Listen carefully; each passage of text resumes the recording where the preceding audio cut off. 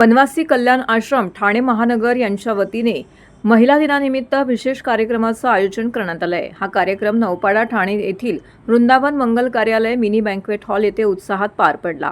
कार्यक्रमाच्या अध्यक्षा म्हणून तन्वी हर्बल ठाणे यांच्या संचालिका डॉक्टर मेधा मेहेंदळे उपस्थित होत्या, तर प्रमुख पाहुण्या म्हणून आनंद विश्व गुरुकुल ठाणे यांच्या मुख्याध्यापिका डॉक्टर वैदेही कोळंबकर यांची उपस्थिती लाभली। कार्यक्रमाची सुरुवात मंगल शेळके यांनी उपस्थितांचं स्वागत करून केली, तसेच वनवासी कल्याण आश्रमाची माहिती सांगितली। प्रमुख पाहुण्यांच्या हस्ते दीपप्रज्वलन व प्रतिमा पूजन करून कार्यक्रमाचं उद्घाटन करण्यात आलं। त्यानंतर भाग्यश्री गोडसे यांनी संघटन मंत्र सादर केला। अपर्णा पटवर्धन यांनी नारी शक्ती व महिला दिन यावरील महत्त्व विशद केलं।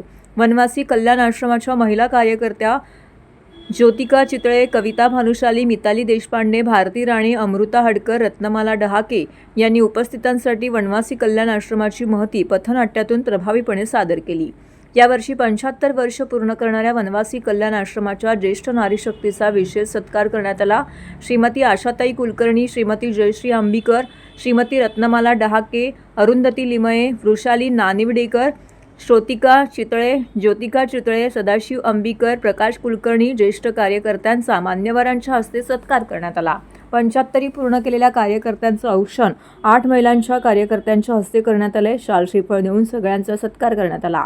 उत्सवमूर्ती रमेश वांद्रे, सचिव ठाणे महानगर यांनी काव्यरूपी अभिवादन केलं, तर कार्यक्रमादरम्यान सर्व उपस्थित महिलांना महिला दिनानिमित्त मिताली देशपांडे आणि मानसी हडकर यांच्या हस्ते गुलाबाचं फूल देऊन सन्मानित करण्यात आले।